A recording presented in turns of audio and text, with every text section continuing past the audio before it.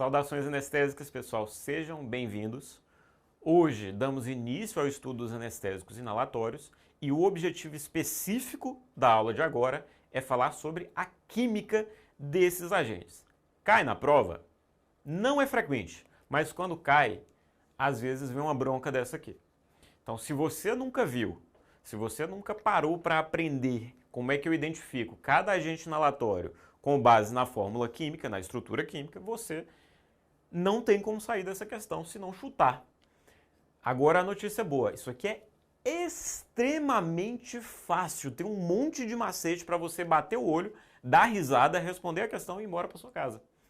Então é isso que eu quero te mostrar, que o que parece complexo, na verdade é muito simples. É só você me dar um minutinho do seu tempo, tá? Então vamos fazer uma simulação aqui.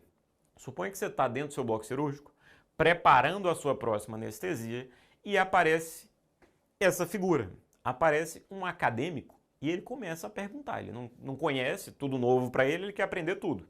Então ele vira para você e pergunta: ô doutor, escutei aqui falarem que hoje nós vamos usar anestésicos voláteis. O que é um anestésico volátil? É a mesma coisa que um anestésico gasoso? Posso usar como sinônimo? E aí você responde para ele: acadêmico, eu vou dizer que é volátil um anestésico inalatório que a 20 graus de temperatura, em pressão de 1 atm, ou seja, ao nível do mar, ele não é um gás, ele é um líquido, ou seja, a pressão de vapor desse anestésico a 1 atm e a 20 graus é menor do que a pressão atmosférica. Ele não vai ferver, não vai virar um gás. É isso, simplesmente. Exemplos: alotano, enflurano, isoflurano, sevoflurano e desflurano. Ponto. E gasoso? Bom, se volátil é o que é líquido, gasoso é aquilo que a 20 graus e 1 atm tem uma pressão de vapor superior à pressão atmosférica e, portanto, existe na forma de um gás. Qual que é o exemplo clássico dentro da anestesia de um anestésico gasoso? O óxido nitroso, tá? Então você respondeu, o acadêmico ficou satisfeito com sua resposta, mas hoje ele estava disposto a perguntar muito.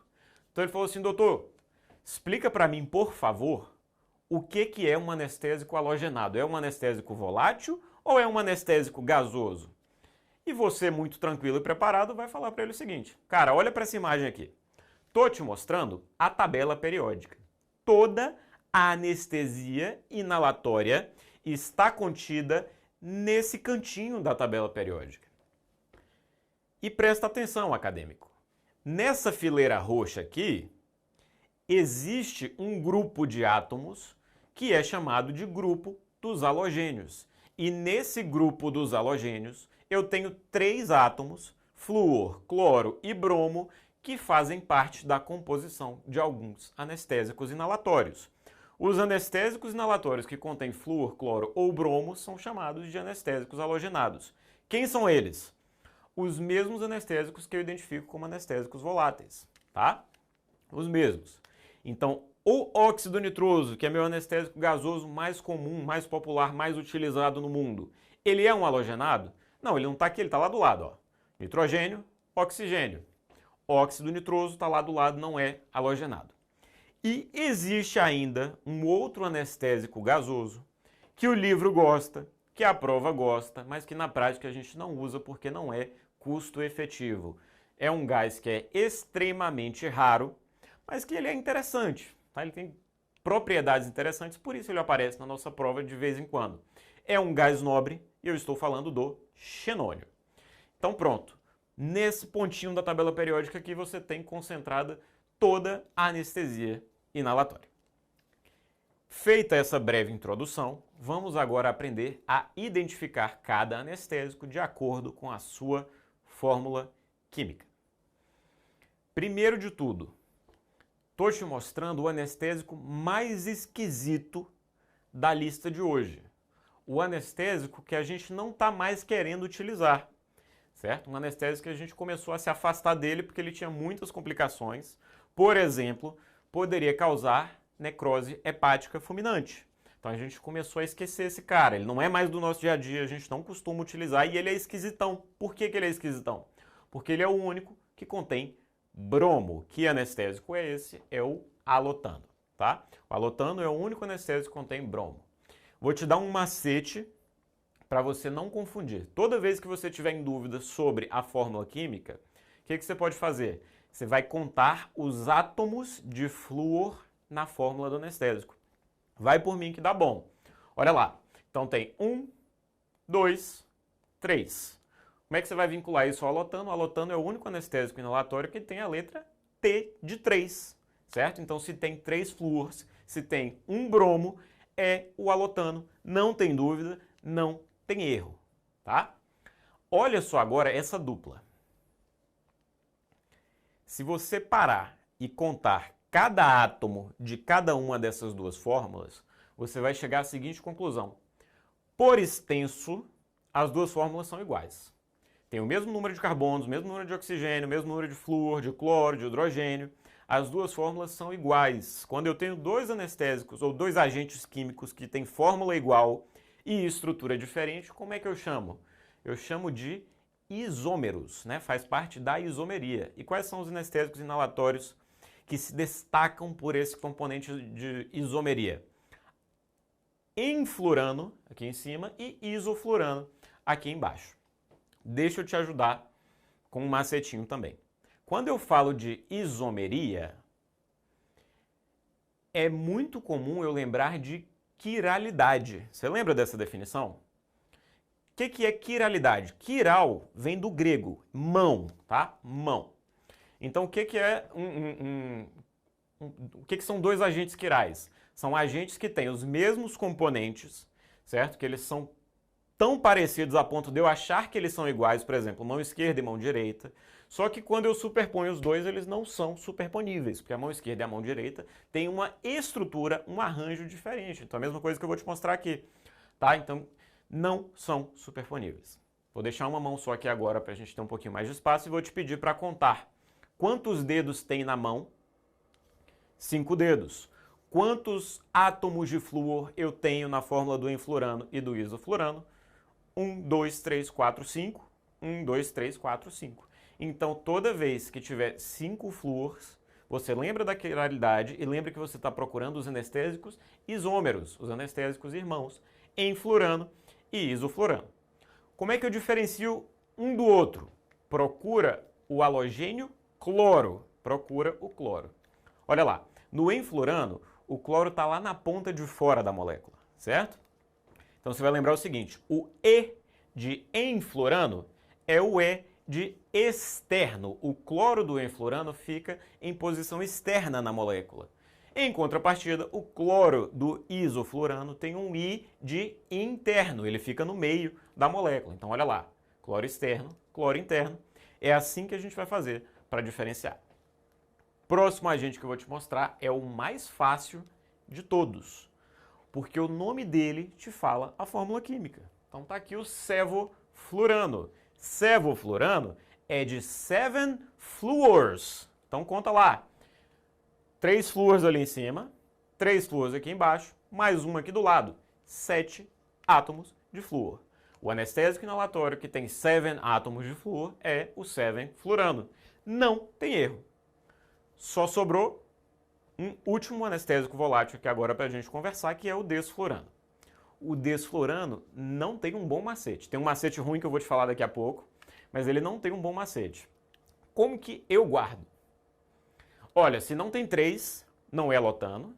Se não tem 5, não é iso, não é enflurano. Se não tem 7, não é sevoflurano. O que sobrou é o desflurano. O desflurano, se você contar ali, tem 6 átomos de flúor. Tem gente que lembra assim, desflurano, 10 for, 10 menos 4, 6. É bom? Não, mas às vezes quando o macete não é bom, a gente memoriza até mais, né? Então são as opções que você tem aí, 6 átomos de flúor. Beleza? Joia. Última coisinha que eu queria comentar com você.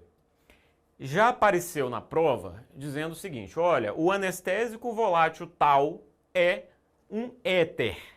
Isso é verdade ou não é?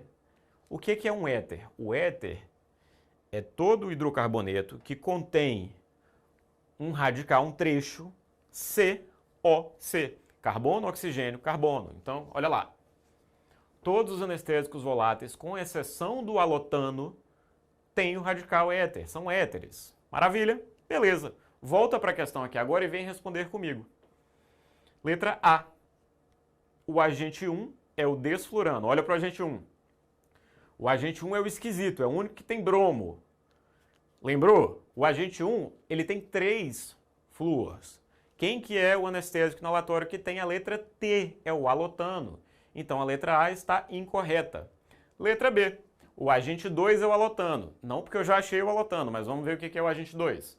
Vamos contar os flúors. 1, 2, 3, 4, 5 átomos de flúor. Cadê o cloro? O cloro está no meio, está interno, é o isoflurano. Letra B incorreta. Letra C. O agente 3 é o 7-fluorano, é o 7 fluors. Vamos lá. 1, 2, 3 lá em cima, 4, 5, 6, 7. 7 átomos de flúor. 7-fluorano, letra C, gabarito da questão. E o agente 4? O agente 4 é o isoflurano? Vamos contar. 1, 2, 3, 4, 5, 6 átomos de flúor. 6 átomos de flúor. O único que tem 6 átomos de flúor, aquele do 10 menos 4, 10 fluorano, 10 menos for, 10 fluorano, é o agente 4, portanto, letra D, incorreta. Na prova, essa questão foi um pouquinho mais difícil, porque ele não queria só que você identificasse, ele queria que você, depois de identificar, pudesse comparar os agentes. Então ele falava, olha, o agente 1 tem um coeficiente de partição menor do que o 2, o agente 2 é mais potente do que o 3, e assim sucessivamente. Então essas coisas de coeficiente de partição, de solubilidade, potência, a gente vai discutindo ao longo das próximas aulas do módulo, por isso que eu dei uma simplificada na questão.